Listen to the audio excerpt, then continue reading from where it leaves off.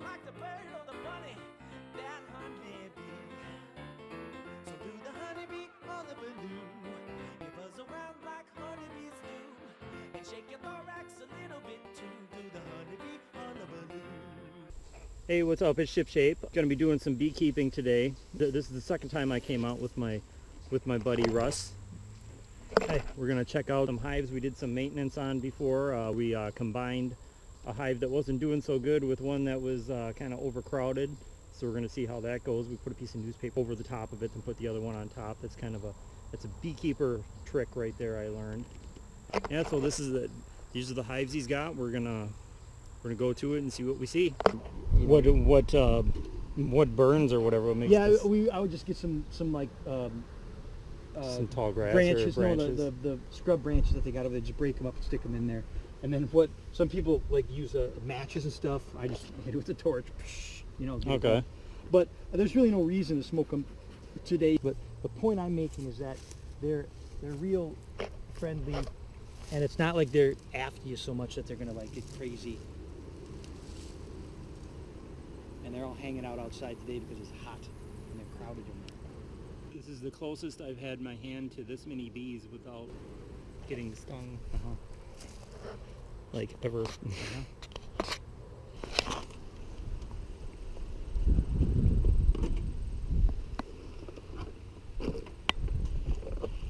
want me to carry something? Oh, just hang on, that's all good. I think we're good otherwise. I'm afraid you might get sick of me by the end of the day because I'm probably going to be throwing out a lot of bee puns. Have you been practicing them? I've been thinking of a couple, yeah. And it's like if a situation comes up, you know, in conversation, and I can use one, I probably will. I think that it's if you can come up with any that I haven't heard before, I'll be impressed. How's that? Yeah, I probably won't.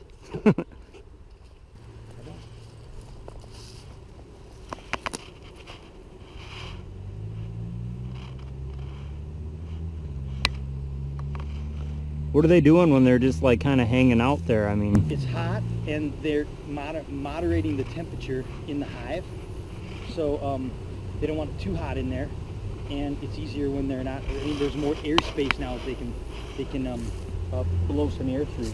Like oh, okay. You see, you can hear making that little hum. That's basically they're fanning air in, pumping it through the hive to help keep it cooled up. Cool. So I would say that probably since this is our main piece of work, let's do this first. And my intention for this is to first look in that hive and look at a few frames and confirm that there's not a queen, and then we'll look in this one and see what we like about it. So first thing is when we're doing this, I would recommend that you stand off the side a little bit over here. On the sides or in the back is where you want to work them, because again, that flight path, and you can just lift that baby off. This is called a hive tool, just a little pry bar that you use for a lot of this, easy for this kind of stuff, right? They glue everything together, you know, they're always sticking stuff together. So that's some bees. I mean, it's not brimming over with bees, but it doesn't look too bad. I look at the bees and see, do they seem healthy and happy?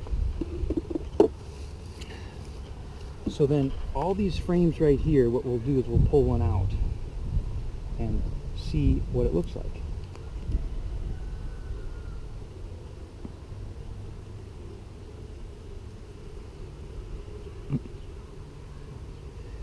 So what I like to look at is what's down in those cells. So what I see down in those cells is the real shiny stuff, that's honey. And then the other stuff that's kind of like orangish, clayey, that's pollen mixed with like this right here. That's honey. Okay. And then like in this one right here, see how it's a little more like clay, like that stuff? Mm-hmm. That's pollen mixed with honey. I'm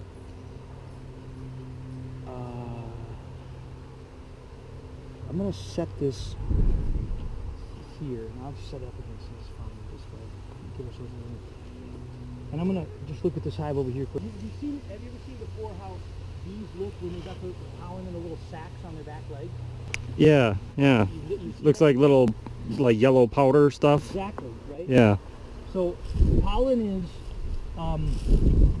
protein, and honey is carbohydrate. So when the queen is laying a lot of eggs, and she's well, that one had a little pollen. If you watch closely at the bees coming back, you can see some of them will have. There's one right there with that real white on the back. Oh, So yeah. if you watch, like some of them are gathering pollen and some of them are gathering nectar. But pollen, as I say, is protein.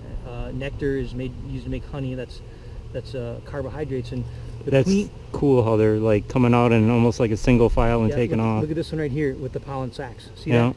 Right there? The yellow.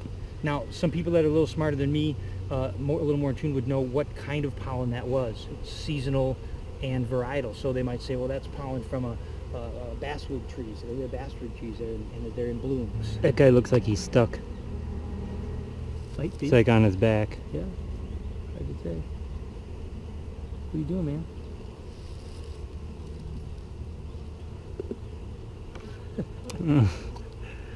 Thank you, thank you, thank you. Well, Yeah. that increased traffic a little bit. Well, I mean, the bees, the insects themselves, are made up of largely protein, right? They talk about how third world countries could get protein from eating bugs, right? Ants or other kinds of bugs.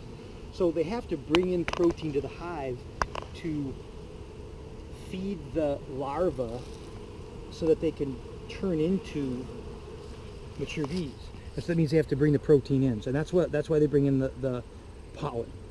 And then, as I say, the nectar is carbohydrate, and that's really what they eat almost all winter long.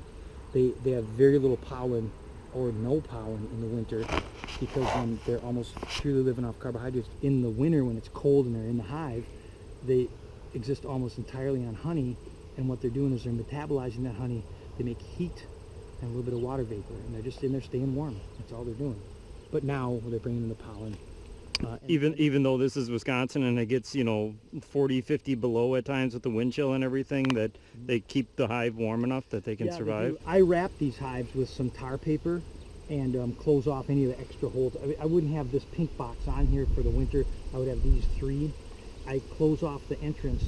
These entrance reducers are meant to be kind of like multifunctional, so that you can either take it completely out, which is fine, or you can have the larger entrance, or if I turn it over like this, then I can just have the smallest entrance right there. Oh, okay. And that's the winter entrance, so that there's just a little bit of airflow through there, and again, the bees really aren't using it except rarely, but that's the plan there. That's the thing. How many bees do you think are in this This hive one's or this not, colony? like, super big, maybe 30,000. That one's a little bit bigger. That one might have 50,000 in it because they're up in the supers. That green line is a screen. We'll look at that in a little bit. That keeps the queen down below there, and then the other bees up above there. Because the queen's down below, they'll only put honey in the boxes up above. That's a good trick. Huh. Because again, if we kind of bring it full circle. Okay. So if we go back to this frame that we were looking at, when they put the pollen on like that, when they bring the pollen in, they deposit it down in these cells and they save it for brood production. So they have that there to feed themselves and also to feed the baby bees when they're doing it. And the bees made all this, like these honeycombs and stuff, or were they on there? Yeah, the way we do it with modern beekeeping is that I buy a pressed piece of wax. It's a thin little piece of wax. It's like cardboard, except it's got the same hex pattern printed into it. And it's hard to tell now, but that piece of wax is down in the middle here. See that wire? Yeah. Okay, that wire goes through the wax foundation that I buy, that thin piece of wax. And so that runs right down the middle of this comb. What happens is I put it in this frame and I hang it, and then the bees draw the comb out this way and that way. Oh, so the foundation in the middle, the reason that they print that hex pattern on it is because that prompts the bees to draw it out perfectly like that hex pattern is. Otherwise it'd be kind of burr comb and they'd sort of goof it up a little bit and it wouldn't be quite so nice. But you get these nice big frames like this of perfectly drawn out hexes because you start with that wax foundation, and then that's part of their job in the spring is to make wax and draw those out into cells. Okay. Why are these covered like that? That's called capped honey. When the honey is not dehydrated all the way, it'll be like this. So that honey right there is, I think capped honey, they say, is about 80% sugar, 20% water. Give or take just a little bit, maybe 81, 19, in that range. So when it gets to the point where it's been dehydrated enough and it's honey that will keep, that's got, then they put a little wax cap over it. So if you scrape those caps off, there's all honey in the cells underneath there. Is this more like the honey that you get like at the store or something? Yeah.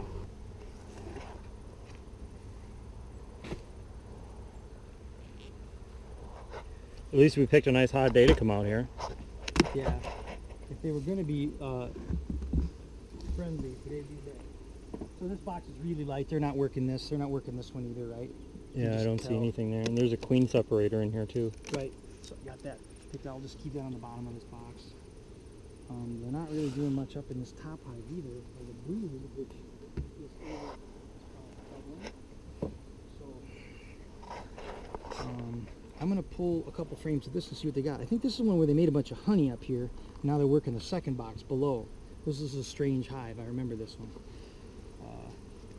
So there's, there's grubs in there, right? So that's some evidence of a queen, although that's a little while ago. So we'll pull a couple more.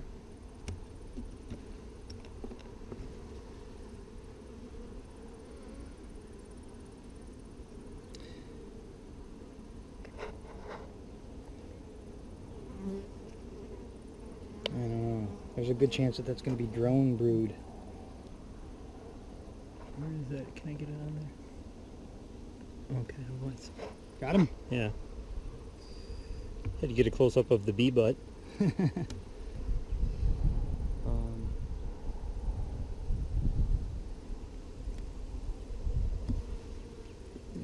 Good amount of bees, just not anything close to what we saw in the other ones, though. Right. Yeah, this is, I mean, they're not doing right. If I had a little bit more time to spend on this today, what I would do is I would find the queen and I'd kill her. And then I'd get another one to put in there. Feel this frame though. This one's got almost all honey on it. It's pretty heavy, right? I use the thinner boxes for my honey supers because some people use these thicker ones, deeps, for honey supers, but they get too heavy for me. When you get 10 frames of like this all filled out, it's What now? Why would you kill the queen?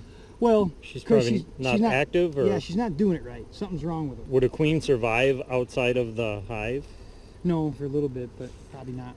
So yeah, like I say, I don't like the way this brood looks in here. It's intermittent, too spotty. I want to see a big I want to see a big tight pattern. That's more healthy. And then the other thing is, that's pretty. Those are big grubs. I think they might have to draw that out into brood comb like that. That's a drone brood. I mean, that's for a drone right there. That one is.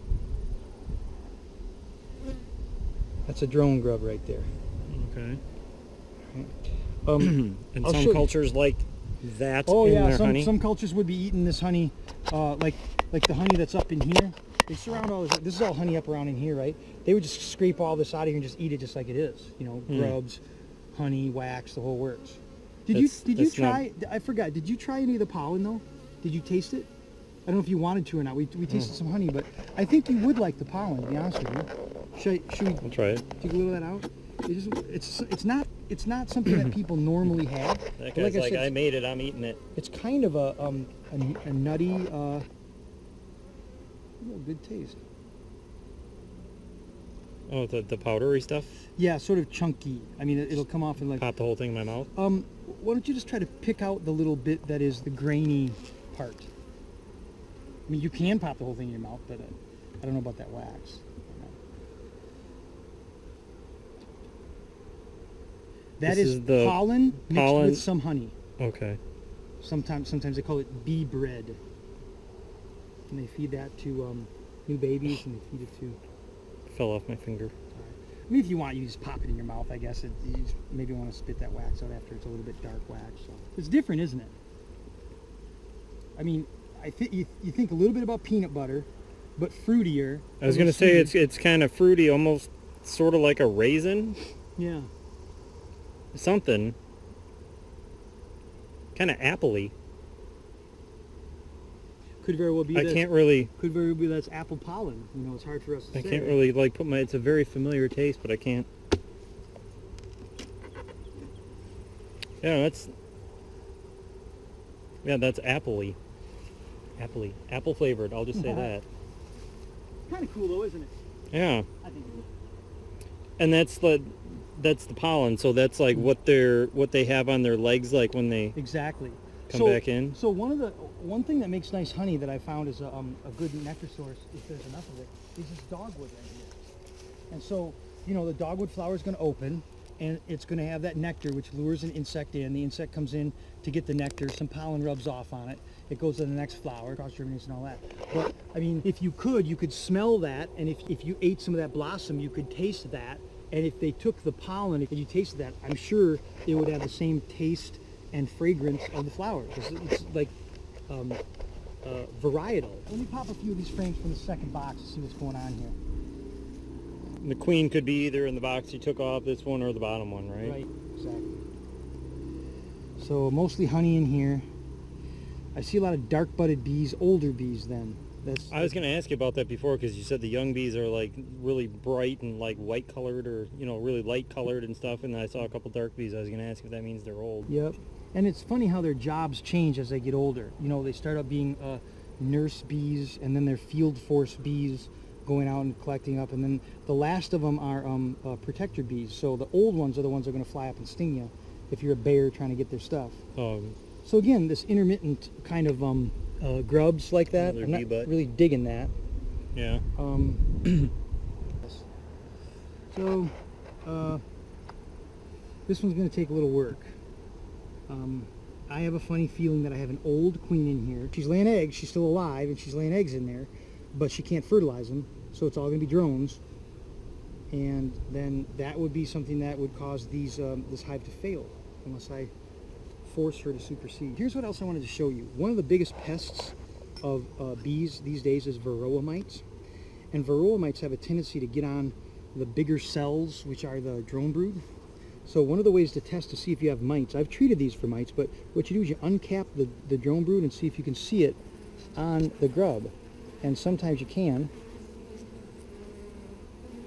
But what happens is the mites get in. I don't see any on that one. But you'll see like a little black speck of pepper on it. Okay. So no mites on that. That's good. So I'm actually pretty pleased that I haven't seen any mites on that yet. If you see that little black speck, that a mite is it's like a tick on people, right? Mm-hmm. Except from a size standpoint, it's more like having a rat hanging off you if you're a bee, and they knock a hole into the exoskeleton, and they consume it. Yeah, they eat off of it. It's a parasite. But then when they fall off in their life cycle, the problem is that there's a big hole in the exoskeleton of the bee, and it's much more prone for other diseases then. So not only do they weaken the hive, and they will kill a hive if you let them go unchecked. But we're not going to see any mites in there, which I'm happy to say. I don't treat for nosema or foul brood or any other kinds of things that are typical bee diseases preventively. If I were ever to find it, I would treat it, but I don't pre-treat. Some people throw a lot of chemicals on. They're just like, oh, I'll never get foul brood because I always treat for it. Okay, fine, but you're also putting a lot of chemicals in your hive that there's residuals in the wax and in the honey and the bees and all that. I just don't dig it. No more hunting for the queen? Yeah, no more hunting for the queen. This one's a little bit. She's in there somewhere, I think, probably. So this is the one that we put the newspaper on? That's right. This was our newspaper split last time. These bottom two boxes had some bees in them, but no queen, no brood. This was a little nuke hive I had sitting over here on this other bench, where I had one queen banked for that very purpose. So we took this hive and that hive and merged them together with the newspaper between. So now we're going to see if they did a good job eating through that newspaper, and if the queen has been accepted, if she's in there doing her job. Thanks. Still pretty busy at the bottom, but yeah, there's not as many bees as last time. Hopefully that's because they have more room. Assuming that they've kind of evened out, you know, that's pretty good activity. It's not like brimming over, but for a 3-box brood hive like this, 3 deeps, and there could be a lot of bees out in the field at this time of day, and we'll just kind of see what it looks like when we get in there. When they're on real tight like that, they got it glued up. That's another sign that they're busy doing their thing. So They're kind of saying, we're busy, don't come in here. Wow, there's quite a few right up there. mm-hmm.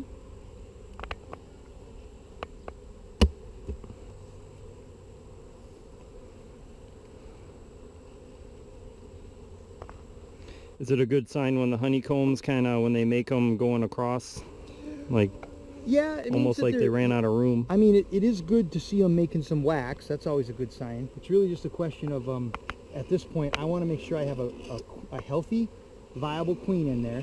And the best way to know if you have a healthy, viable queen is to pull some frames and find those eggs that we talked about.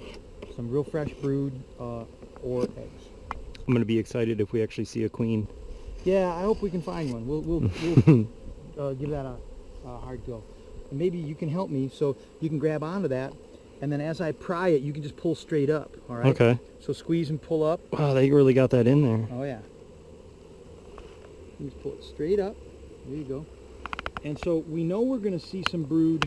Oh, there's lots of honey on the other these- side. So here's brood, and here's capped honey. And, yep, on this side is honey mostly. I gotta. Oh, do it. Yeah, get in there. Don't pick on me. Yum, yum.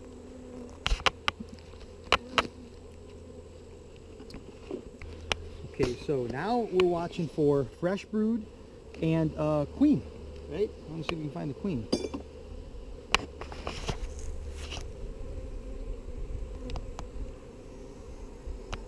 So there's some brood around the outside, and then it looks like they're putting some honey down in some of those cells that have already been emptied out. Sorry, guys. Like, hey, you jerk. Yeah. Is it still considered too hot for them to like be all interested in stinging? I remember last time you were saying that, but last time it was a lot hotter. These will be real calm. Again, a couple of days of good weather and plenty for them to eat. They'll be mostly just mild and happy again. Like, well, listen to this. When you bump it, just listen how the buzz goes. So let me do it a little better here. You hear that hum come up a little bit? Mm-hmm. Okay, so you'll see that like sometimes if you move your hand across it, you'll hear that same like hum. They'll come up off the top. They'll dive bomb you. You know. Okay. You can just tell that they're a little more aggressive. You're like, they're not super happy. What are they going after? There's a little bit of honey there from when I took those other Oh. frames. You can see like I've got a few drops here. If they find open honey, they'll get on it. They're like, oh, Sure. score. Yep, exactly. Again, they're putting honey up in this top box now. Now, if there's a queen here, how quickly will you like locate it and notice it? Well, Like pretty quick, or do you have to kind of look at it for a minute? yeah, I'm just looking all around. It's that thing that I talked about before where you don't see her, and then all of a sudden you'll say like, boom, there she is. And then you say, how could I miss? But until you see her, it's not quite as easy as that. That is a whole bunch of bees over in there. Mm-hmm. And you see that what they're doing is as they hatch out the brood, they're filling that in with honey now. And that actually, it forces the queen to start moving down into the lower boxes because they want to have honey in all these frames for winter. So it seems a little early for that to me, but we'll see what they're up to there. Again, I'm not so worried about honey production off this hive right now.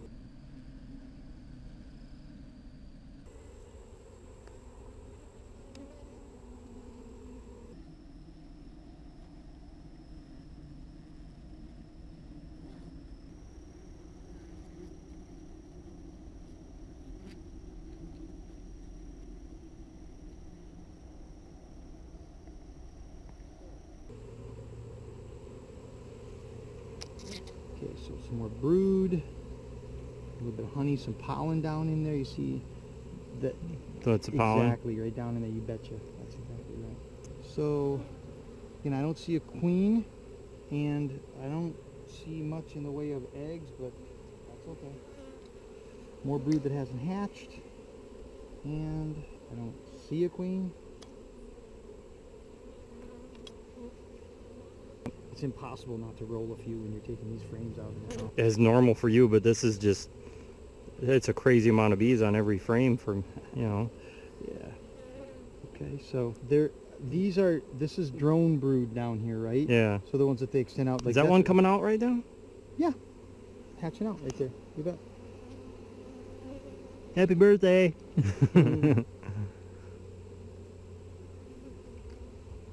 It can take a while. When I first got started, I was, looking like, oh, and that's so cool. And then you watch for a while, and you watch for a while. You're like, you know what?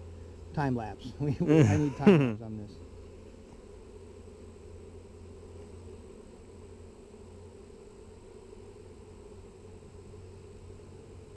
You know what I'm mad about that I don't think is in the video from last time What's that? because of my camera screw up? There. The bee versus butterfly battle. Oh, so that's new. Look how those wings are kind of closed in. And everything. That looks like. Is that a big baby? It's a drone. Yeah, it's a drone. Like this one would be bigger, like that coming out. So again, no queen, no eggs. Glued in. Wow. So Cover. a little bit younger brood. You can see the lighter cappings, right? So not, it'll take a little while longer for them. Where did I see those couple of them that were just running together? Like this little one here, maybe it's got a little more fuzzy to it. See how that back, those two right there, the back caps are kind of fuzzy on them. As opposed to this is a little darker and more shiny. Like this little guy right here. That's just a sign of a newly hatched out bee. Again, not magic, but there it is. All right. But no queen.